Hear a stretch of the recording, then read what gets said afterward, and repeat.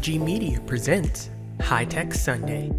On today's episode of High Tech Sunday, our hosts, Dr. Mark Vaughn and Lango Deen, sit down with Riverside Research's Business Development Director for the United States Air Force and United States Space Force, Dan Mosqueda, for a conversation on a life of service. Up first is Corning Incorporated's Manager of Technical Talent Pipelining, Dr. Mark Vaughn. Next is Career Communication Group's Senior Technology Editor, Lango Deen. Finally, our esteemed guest, Dan Mosqueda. Mosqueda's goal is to either bring great solutions to aid in meeting the missions of the Department of the Air Force, or to play a key role in assisting in the understanding and evaluation of technology, mission operations, sustainment, and ultimately contribute to the security of the nation and her allies. Mosqueda retired as a lieutenant colonel from the United States Air Force in 2015. And, without further delay, High Tech Sunday, featuring Dr. Mark Vaughn and Lango Deen. Well, thank you so much, Brandon, and good afternoon, everyone. Welcome to another episode of High Tech Sunday. And as always, we are really excited to spend some time with you and with our special guest today, Dan Mosqueda. Hey, Dan, how's it going? Hi, it's going great, Dr. Vaughn. Thank you so much for having me. I've been really looking forward to this. As are we. And I'm telling you, when we think about the topic today and the focus on a life of service, it really could not be more timely. So we're going to jump right in, if that's okay. And we're going to, I won't say put you in the hot seat, but we'll put you on the elevator. Want to get an idea about who you are. And so could you reflect for us really quickly, if we happen to get on the elevator with you on the first floor, had a ride up to, let's say, the sixth floor, so you could give us some headlines. Could you talk to us a little bit about your professional background and why it is that you actually chose to pursue the path that you did? Sure. So I'm a retired Air Force officer. My professional focus was in the space and missile communities, as well as some work in the international treaty community. And, I chose this path actually from seeing the pastor of my church when I was a little kid. I must have been 4 years old. And he was a colonel in the United States Army Reserve as a chaplain. And every once in a while at church, he would wear his uniform. And that was Pastor Gordon Cook. He passed away, I'm going to say it's probably been about 15 years. Just seeing him had a big impact on me. And that really stuck with me until I started coming up on making some career decisions. Very cool. And you know that on High Tech Sunday, we intentionally try to learn about the spiritual context for what has driven folks in their vocation, their avocation. So we're going to drill down on that inspiration a little bit more. But first, when you think about your service and to our country, but also the focus on the space side, when did you know that was the career path for you? What was it that you said you started to make career decisions? What was the pivotal moment? Do you recall? I do. It's sort of funny, but this was a case where I think a television show had a really good impact. I used to love watching The $6 Million Man, and while Pastor Cook may have been a colonel in the Army, I think I wanted to be more like Colonel Steve Austin, except for I didn't want to really get in that bad accident that he was in. But that truly did make me think about the United States Air Force, and that started, I'd say, in junior high, and I kept that in the forefront until the day in 1991 when I commissioned out of Air Force ROTC at the University of Michigan. Awesome. And so I'm with you. I absolutely was a fan of the $6 Million Man. And while all of the things that he was able to accomplish after he became kind of enhanced was cool, just the technology involved with that whole concept was something that I too, probably around that junior high, was actually captured by. And so as you fast forward and you think about how you commissioned in from University of Michigan, when did you know what your passion or your mission for your life was? You had the career direction kind of identified, but what is the passion behind what you have been focused on in life? Well, I think that, there's a deep down inside me, there's a desire to serve other people. And that really is the sort of thing that made me want to serve the nation, but not only the nation. I mean, once you get into the military, one of the things you learn about is how we take care of each other in the best possible way in the military. And that, to me, means that, we mentor each other, we look out for each other. In the case, you've seen, I'm sure, in historic, films that are accurate historically, where military members look out for each other, from the foxhole to the office to the airplane. And I think that deep down inside me, I guess what I learned all those years ago in Sunday school and later saw as a lot of my core values inspired that in me. And it's there with me today as I try to work to bring best technology and service to our United States Air Force and now our United States Space Force. And even though, honestly, I wasn't a trained technology person, but I always had that interest in it. When I got my first IBM PC, I subscribed to Lotus 123 magazine and learned how to do spreadsheets, probably when other people were going out and partying. So I guess I'm kind of boring, but so I didn't have a lot of the technical training, though certainly when I got into the Air Force, this is part of what is done. They take you through and they train you on what you need to be able to do. And then, of course, we're also trained in leadership. And I think that really kind of gelled with some of the foundational values that I had in terms of looking out for other people, perhaps even before yourself. And I really glommed onto that, and I still hang on that this day.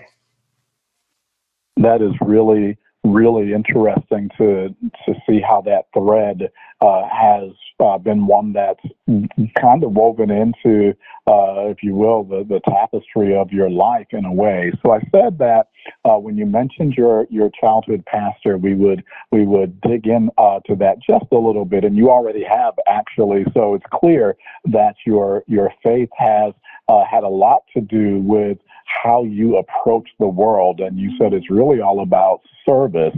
But is there something that you could point to as you reflect upon your pastor? And you said sometimes he would show up in uniform as part of his chaplaincy, I guess.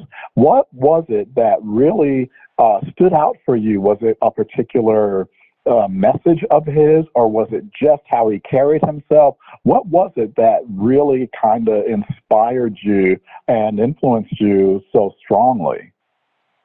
Well, I couldn't go back and say point to a given sermon or whatever at that time. But what I can say to you is that he was just a lovely man, and his wife, Mrs. Lorraine Cook, she was really, really instrumental in helping our family out And then there were people at our church. I remember growing up in Michigan, where occasionally we would get snowstorms, and during one such event, it was just a terrible storm. We lost power, and I remember going over to a church family's home, and they were very well off, very successful real estate family in town, and they put us up in their home and let us stay with them, because we just couldn't stay. We lived in an old farmhouse, and I can't remember exactly what happened, but my dad at the time was a truck driver on a oil pipeline, so he was in northern Michigan, and wasn't able to be there to help us with whatever the exact situation was. But it was just the kind of thing that I saw as a child. And one thing that sticks in my mind was something that I learned. I'm not sure if it was in Sunday school or maybe on one of a couple mission trips I did, but I remember somebody, using the acronym JOY. Only a military guy would call JOY an acronym, I guess. But it was, Jesus first, others second, yourself last. And I don't think it matters whether you're a Christian or not. I think the point is that, there must be at least two bigger things than you. And by recognizing that, it makes it, I think, a little bit, easier is the right word, but it certainly facilitates a life serving the nation, or it could be, serving a church, or it could be being a school teacher, could be being a coach, but, any kind of profession where there's more to it than just yourself. And I suppose that could even, apply to somebody like, Warren Buffett, where, yeah, sure, he's one of the wealthiest men in the world, but obviously he cares about his employees, he cares about his investors in the economy, and does things. So I think that, I guess it's just something that I picked up from Pastor Cook, to tie it back together, that as a child, I saw that and I grasped it, and then continued to look for that through life. Dan, I think that last part that you shared with us about joy is universal, as you mentioned. Even if you're not a Christian, the idea that others than yourself is kind of the key to joy, I think is something that really kind of sets a lot of what we think about on its head. And so I think that's a great way to lead into what we're talking about today, and that's a life of service. And again, certainly that is something that is really important to you. And I think that when we think about it, is important to how we approach taking care of each other, especially in this ongoing pandemic that we find ourselves in. And so we're going to talk about, what does that look like? When you think about giving your life in service to our country, how does that look? What does that actually mean when you think about it? Well, I think that obviously, there is the literal act of giving your life in service to the nation, which, we've seen unfortunately happen all too recently, and then of course over the history of our nation. And then the other part of it would be, which fortunately I think most service members do, and that is that they choose to serve the nation in order to, ensure the national security in many different ways. And they do that in lieu of, let's say, maybe pursuing a more lucrative career outside of service. And having said that, I don't want to make it seem like if you weren't in uniform, somehow that you don't serve our nation, because it's simply not true. There are many great people who serve this nation through providing jobs, through providing services that make all of our lives better, from our favorite lunch ladies back in elementary school to the CEO of a large corporation. So, but for us in particular, who do choose to serve in uniform, I think that fundamentally it just means to us that we are driven to do the right thing, that we adapted to the values that are given service, meaning armed service, instilled in us. For instance, if you've ever been on an army base, you'll drive through part of the army base where, you might drive for half a mile and they'll have all of these signs, and, they're placed apart, let's say 20 yards apart. And they'll have kind of reminders of, why as a soldier or an army officer, you're doing what you're doing, and that sort of thing. And then, of course, we also keep this fresh in our heads by continuous professional development. We memorize a lot of things, whether it's the Airman's Creed or the Code of Conduct. And I mean, it's similar going back again to, our youth or childhood, memorizing Bible verses, and it's similar to that, because if you have it memorized, then when you choose to take an action, hopefully you're looking at those instilled values that you've learned over your life of service, over your training, your professional development, to make the right decisions and do the right things, and ultimately accomplish the mission, whatever it may be. And thinking about that idea of a mission, when you're talking to folks who are either newly enlisted or thinking about enlisting, what are some of the pros and cons that come up as you're helping them consider a mission, a life of service? People certainly want to know, okay, often what's in it for me? What value do I gain? So what would you say are the pros and the cons of that kind of a commitment?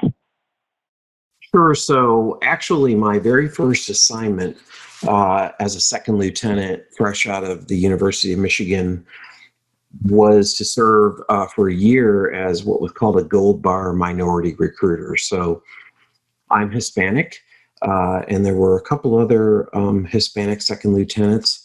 There was a large portion of Black American lieutenants and some Asian American lieutenants. And then we were trained on how to recruit, and then we were scattered to the winds across the nation to go out and talk to both high school seniors and even college students who maybe didn't realize they could either do ROTC or OTS or even go to a service academy.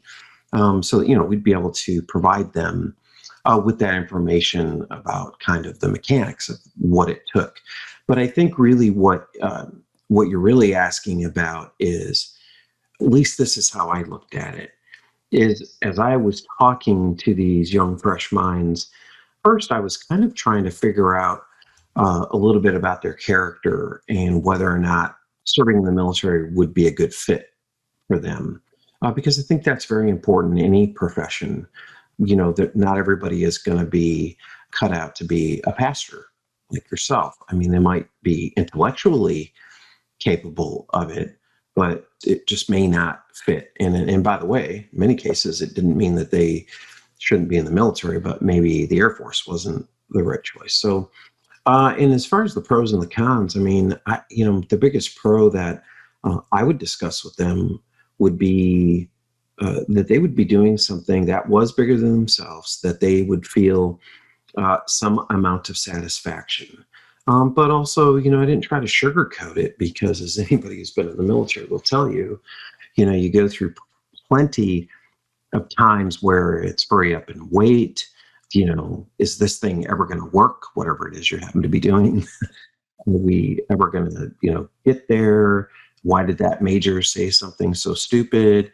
Why is that sergeant, being mean to me? Or at least that's maybe the perception. And so I think part of the discussion on the cons was, to be realistic and to help them understand that, a life of service is likely not going to be a cushy and easy life, that you are going to face some definite difficulties. And one of the things I mentioned earlier was how I've done a couple different mission trips. And even recently, when I was a student at Johns Hopkins University, I went another trip where, the surroundings were austere. It wasn't comfortable. It wasn't the life that we necessarily enjoy in suburban America every day, walking into a room, flipping on a light switch.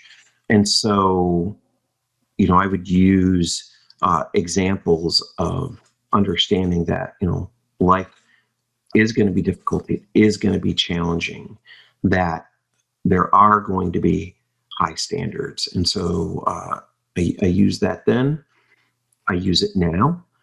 When I was a missile launch officer, after I finished up my year as a minority gold bar recruiter, I was in a career field where anything less than, let's say, 98% on a test or a training scenario was, more or less considered failure because the mission was so critical to the United States, and mistakes just couldn't happen. And it's very stressful.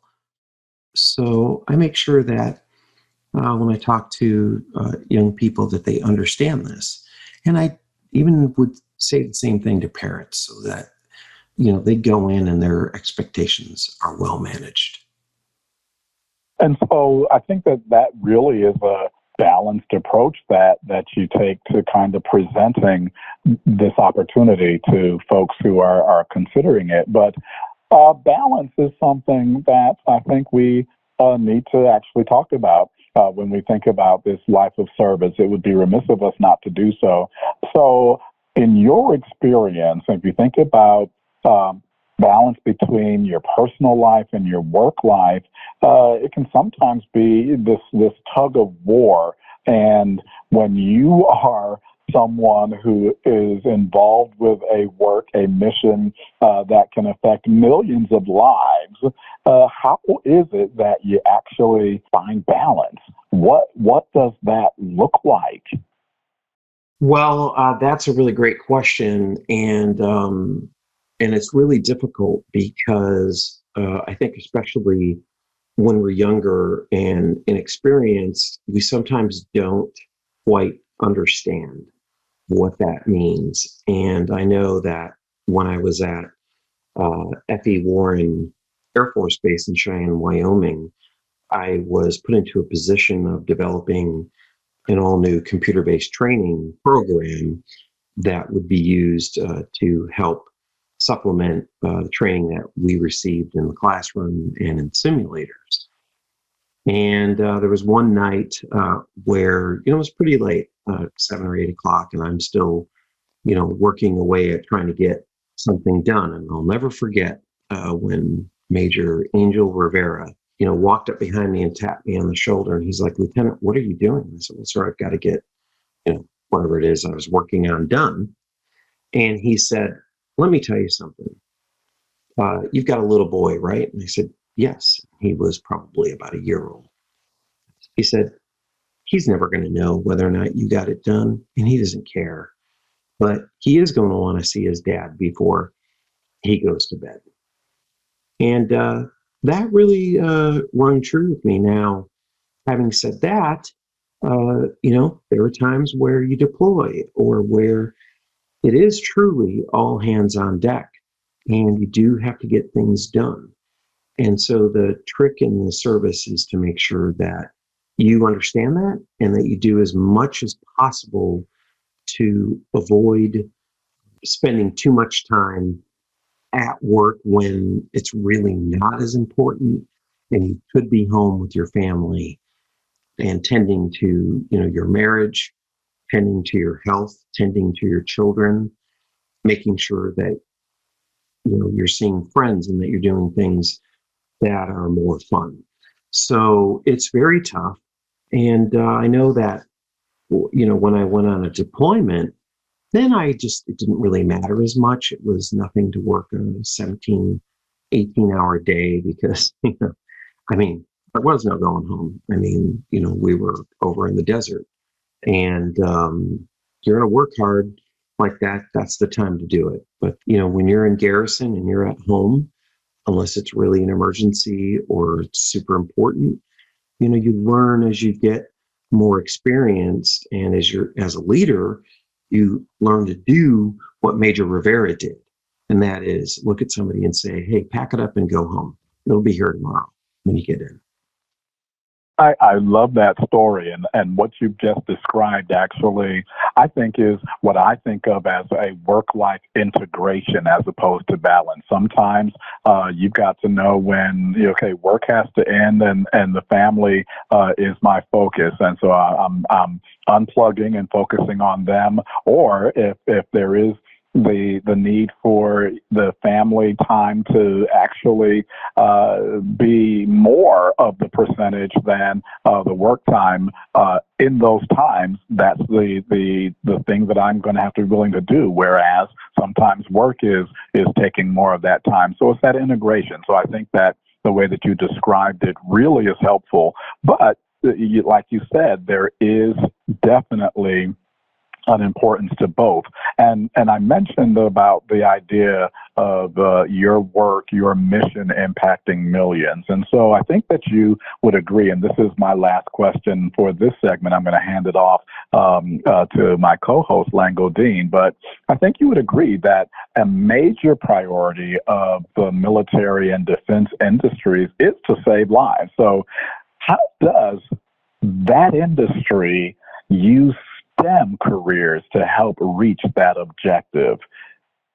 Well, that's that's a great question, and it's something that anybody in the defense industry intuitively understands, because there's a couple things if you kind of peel that onion back a little bit to consider. And I would say the first thing is that we need to make sure that we're always able to meet the mission requirements. And I've kind of used that word and not really kind of brought to light what it derives from, but it's actually pretty simple. The President of the United States and establishes his national security priorities through a national security strategy. And then as that makes its way down through the Department of Defense and the Joint Chiefs of Staff, and into doctrine and into training and into technology development, that is what drives the mission. And of course, fundamental mission is that we never want to go to war. We never want to send our young people overseas to fight for our nation. So when it comes to technology, one of the things that we're really trying hard to do is we are trying to point out to our adversaries that our technology is so well developed, that it is so robust and stout, that you are a fool if you think you're going to come up against it and prevail. And so kind of one of the lines that we often hear is, our first role is one of deterrence. But failing deterrence, we need to make sure that we can win with overwhelming capability, and ensure that hopefully whatever the conflict is over as soon as possible. And that in the end, if you think about World War II, when we leave, hopefully the goal would be that foe becomes a friend. And and grows. And it doesn't always happen. We've seen it a couple times in our history. So that's what drives the defense industry, and it really does. I know that there are a lot of cynics who think it's just because a given large defense contractor wants to make a lot of money, and they do have an obligation to their shareholders in many cases, not in all, but in many cases, to generate profit. But I will tell you right now, and I know a lot of CEOs at the top of some of our nation's largest defense contractors, those men and women want to make sure that the things they're selling to the military never have to be used in a fight, but that it is done so well that any adversary will believe that it's unwinnable to go up against us. I think that that's a really important perspective, and you're reminding me, ironically enough, one of the lines from that classic from years ago, The Karate Kid, and his sensei was asking him about the importance of learning that particular skill, and Daniel had come in thinking that, okay, I'm going to learn karate so I know how to fight, and then he came to an understanding that he said, I'm learning this so that I don't have to. And so it was that sentiment that you triggered as you were just sharing that whole perspective. I'm interested to get more perspectives, though, and so I'm going to hand off to Lango Deen at this time to keep the conversation going. Hey, Lango, how's it going? Going very well, Dr. Vaughn. How about you? Doing very well, thank you. Looking forward to hearing about career and pipeline in the next segment. You're listening to High Tech Sunday, featuring Dr. Mark Vaughn, Lango Deen, and our special guest, Riverside Research's Business Development Director for the United States Air Force and United States Space Force, Dan Mosqueda. Registration for the 2021 Women of Color STEM Conference is now open. Stay tuned for a message from our sponsor.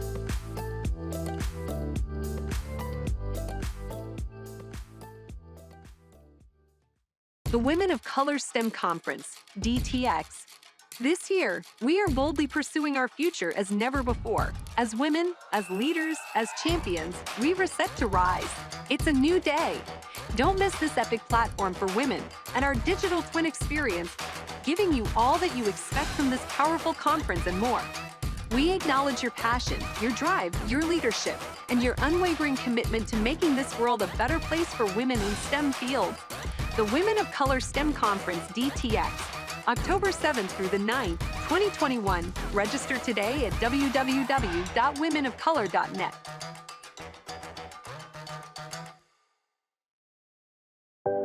Again, registration for the 2021 Women of Color STEM Conference is now open.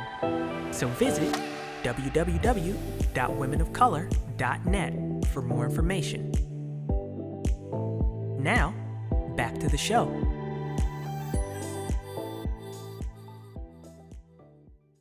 Welcome to the show, Dan. It's a pleasure to have you here today. And it's been great listening to the conversation between you and Dr. Vaughn. And right at the top, I know you talked about retiring as a colonel from the Air Force in 2015. And you also talked a little bit about what you do now. But before you tell the audience about what your typical day looks like right now, I wondered if you could kind of focus on how that dovetails into you serving as a minority gold bar recruiter all those years ago.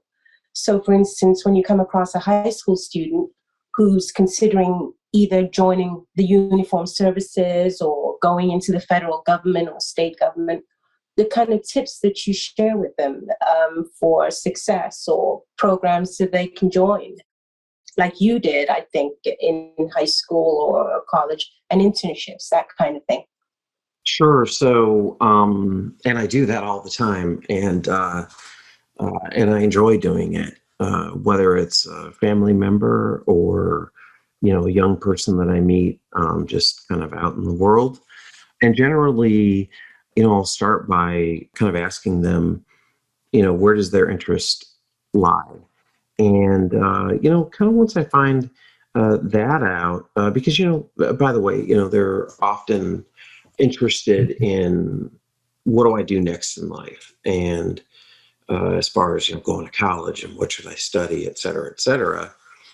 And, when I ask them a few questions, it becomes a little easier to kind of help give them a vector in life, to maybe consider at least.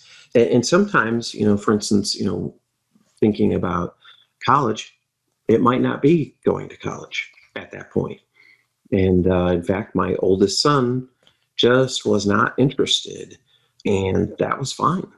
And he decided on his own that he wanted to enlist in the United States Marine Corps, and we supported him as he prepared himself physically and mentally for the rigors of going through basic training and then through the follow-on. And what was a really rewarding 5 years for him. And in his case, it allowed him time to learn a little bit more about the world, to mature. And now he's a senior at the University of Utah with one more year to go, and he'll graduate. So, once I find that out, then I'll talk to them about, different opportunities. They could do junior ROTC in high school to maybe get a glimpse at the military or Civil Air Patrol, or perhaps, while they're in college, I might say, hey, you should consider an internship at NASA or at the Air Force Research Labs or the other labs.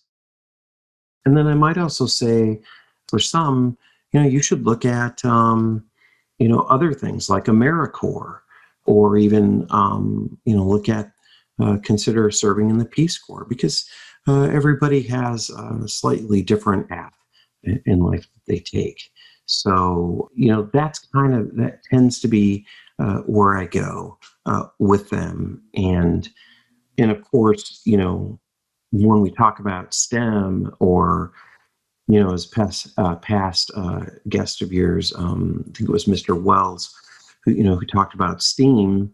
I think that's another really important thing too, because surprisingly, my undergraduate degree is a pretty soft liberal arts degree. It's in Russian and East European studies. I was always interested in technology. That's just what I chose to study. When I got into the Air Force, they sent me to a lot of technical training where I picked up a lot of the technical skills that I have. But certainly, if somebody is interested in STEM, I mean, the sky's the limit for them in terms of what kind of STEM and what would they like to do, and where could they go? And, do I stop at a bachelor's degree? Do I get a graduate degree? Do I go all the way through to a PhD? Do I go for a National Research Council fellowship?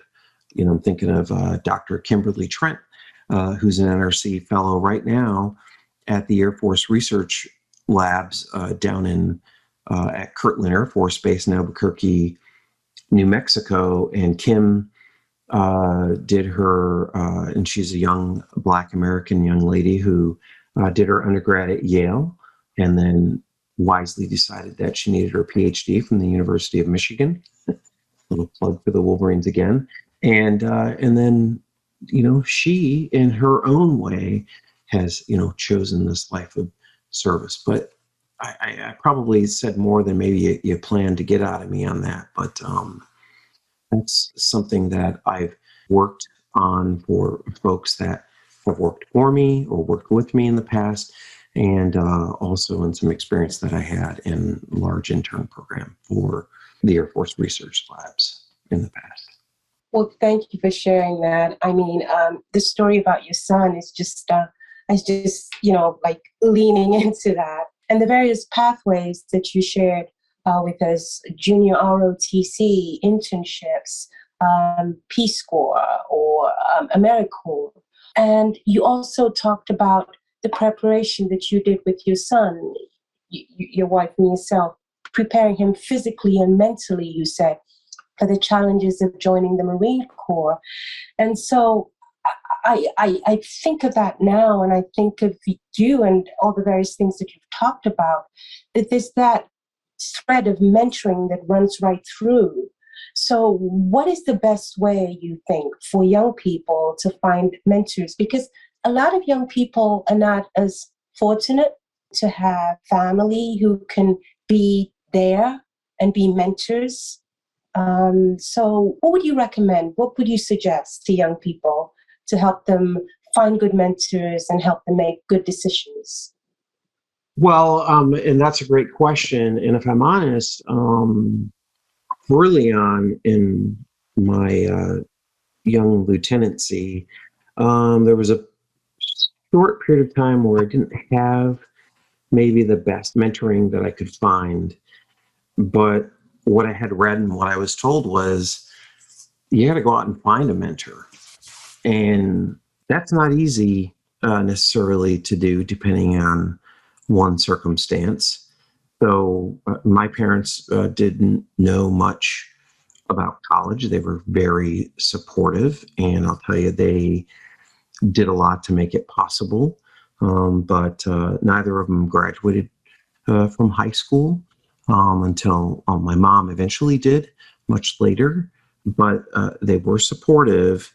So, but what I would say to a young person is, if someone's not jumping in to mentor you, and that could very well be the case, you got to go out and find somebody, and you have to kind of ask people questions, and you'll know when you find the right person, because they're going to be the ones who listen to you, who aren't distracted, who look you in the eye, who ask as many questions as they answer.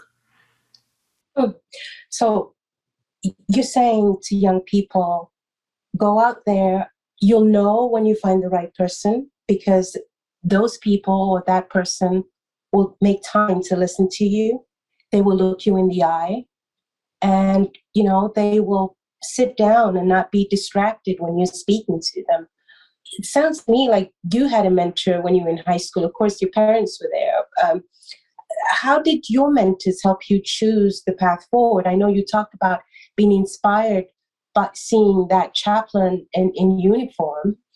And of course, you went on into the ROTC, but did you have any mentors that helped you choose that path? And what were some of the best lessons that you were able to learn from your mentor? So there was one other visual mentor, and it was a guy, recent high school graduate who went to my church, who was accepted into the United States Naval Academy at Annapolis. So he would come home, and I would see him in the uniform. I wouldn't say necessarily that he mentored me. I would say that he inspired me.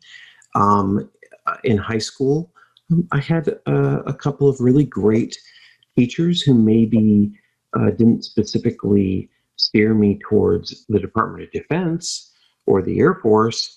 But what I would say is that they did listen, they did take an interest, they did spend time with me.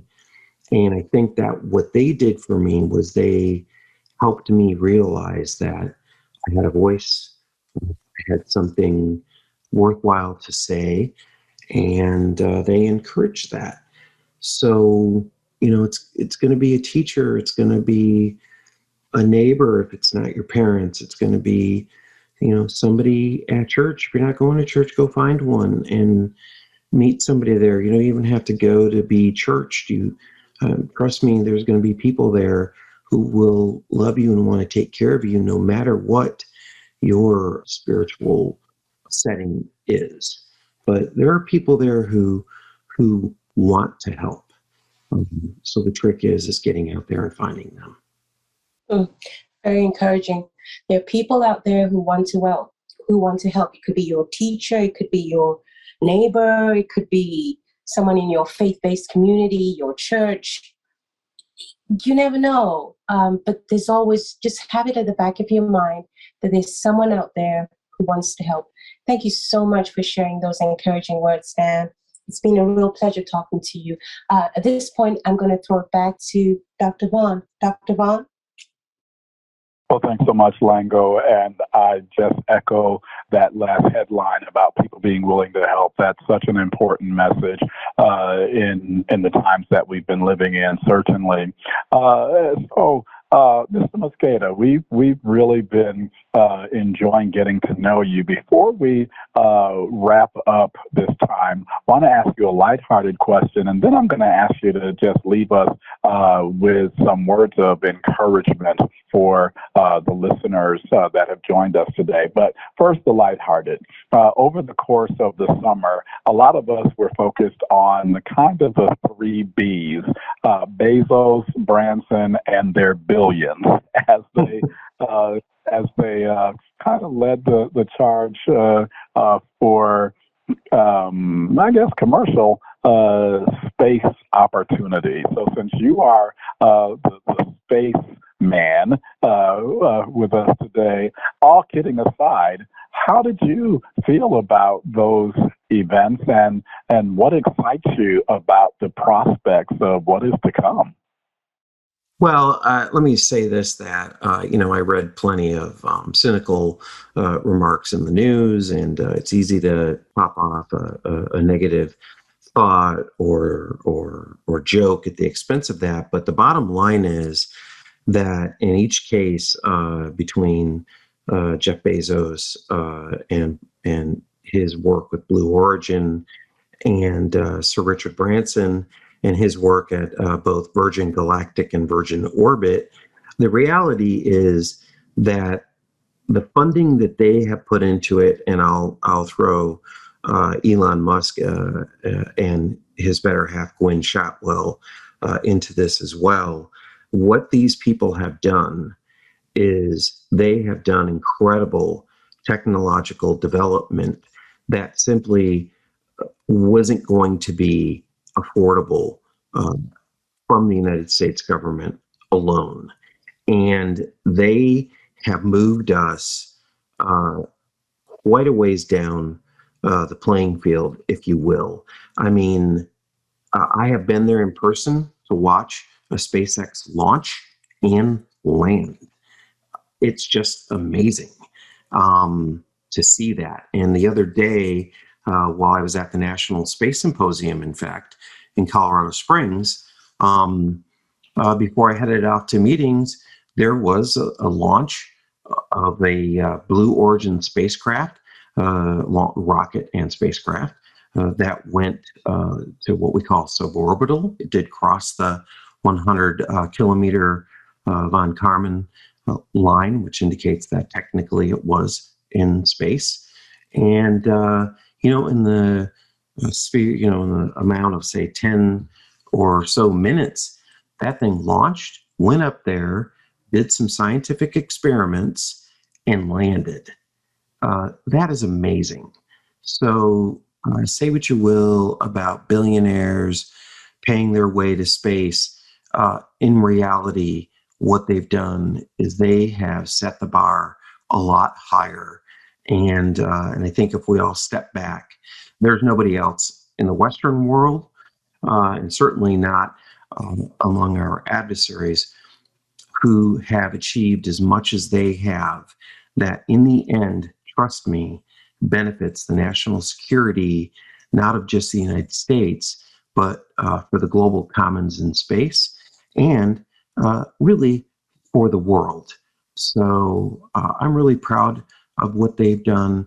I'm proud to be in this industry, and I'm proud to spend every day out trying to help the scientists and engineers where I work get their brilliant work and inventions into the hands of other scientists and engineers, and ultimately into the hands of colloquially what we call as warfighters. But as I said earlier, hopefully they're really defenders who are providing a deterrent and these amazing people that none of us will ever hear about: Dr. Ashwin Fisher, Dr. Bill Hayspear, Mr. Eric Pattison, Dr. Stephen Omick, Roger Crone, and a bunch of other people the average American will never hear about.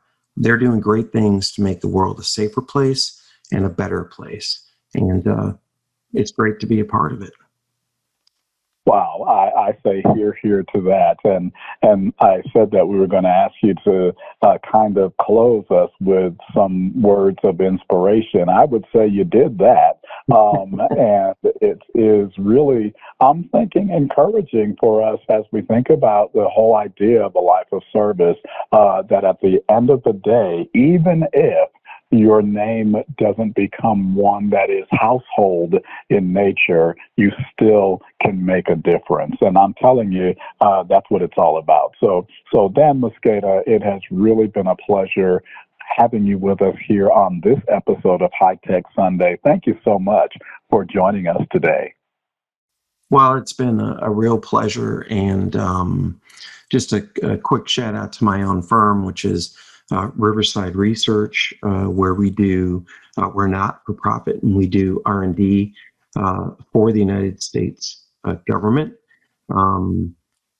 Actually, we were born out of Columbia University in Manhattan in the 50s, and all these years later, still doing great and new things every day. And I'm super proud to work there and continue what has become a life of service. Very cool. Thank you so much. And we look forward to hearing more as you continue on this journey of service. For now, we're going to hand it back over to Brandon Newby to see us off. Thank you for tuning in to this week's episode of High Tech Sunday. Career Communications Group's High Tech Sunday looks at professional development and technology through the lens of spiritual philosophies. In a time when digital information is more critical than ever, this weekly program is produced by and for CCG's community of alumni and professionals in science, technology, engineering, and math fields. The community runs from national thought leaders to aspiring students, and this weekly series aims to bring a concentrated discussion around technological advancements and achievements based on universal moral principles. The 1-hour podcast will be streamed every Sunday.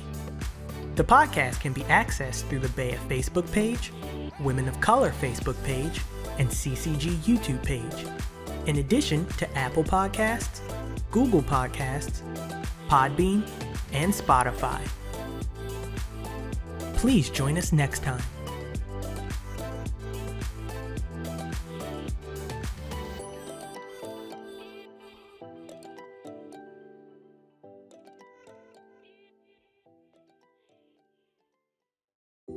It's time to get your nominations in for the BEA STEM Awards.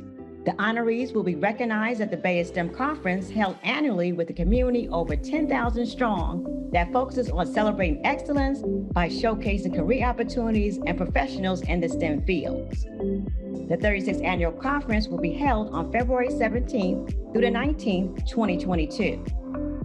Please visit www.ccgheroes.com for more details on our nomination process to make sure nominations packets have everything it needs for the upcoming BEA STEM conference. All peer-reviewed nominations are due on August 31st, 2021. All outstanding achievement awards are due on October 1st, 2021.